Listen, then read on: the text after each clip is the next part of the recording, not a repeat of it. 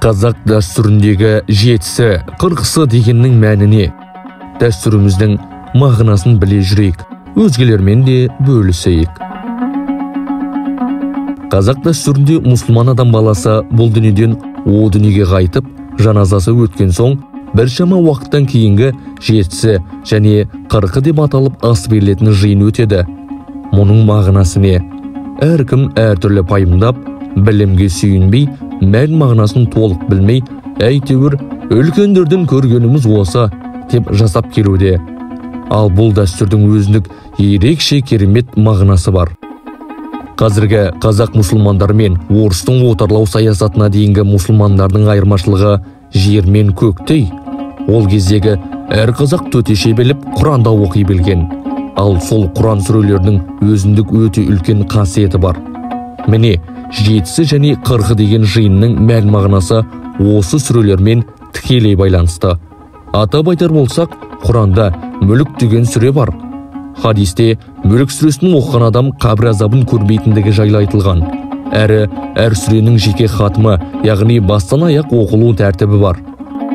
Қазақ оны хатым Құран, шілә немесе 41 шиллә деп атаған. О дүниеге қайтқан кісінің жаназасы өткен соң, 7 күн бойы 40-41 рет оқыған адам қабір азабын көрмейді деген Мүлік сүресін оқиды. Бір аптадан соң қайтқан кісінің ниетіне жария садақа, яғни Құдайы ас беріп, сол Құдайы аста ас иесі, Құран иесі болып жатқан марқұмға бағыштайды.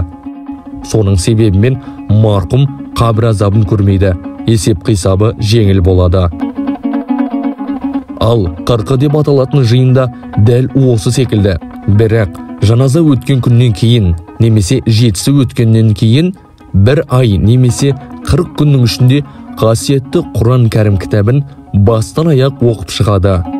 Мұнша ұзақ уақыт кеткеннен ақ Құранды бастан аяқ оқу оңай іс емес екені белгілі. Оны бастан аяқ оқудың қасиеті мен сауабы барлығынан жоғары.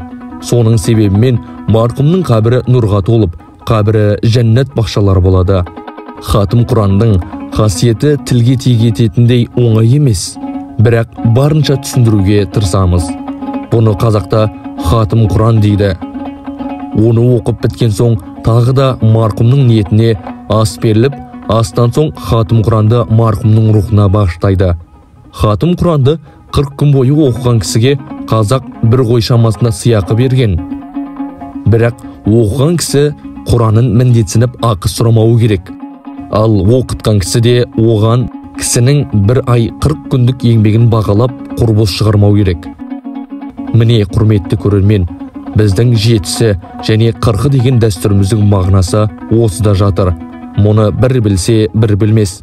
Міржақып Дулатұлы атамыз айтқандай, әйтеуір ата-бабам мұсылман деп, түрмекті қоятұғын келді кезің демекші, үлкендер жасады деп жасап қана қоймай, мән мағынасын да біле жүрейік.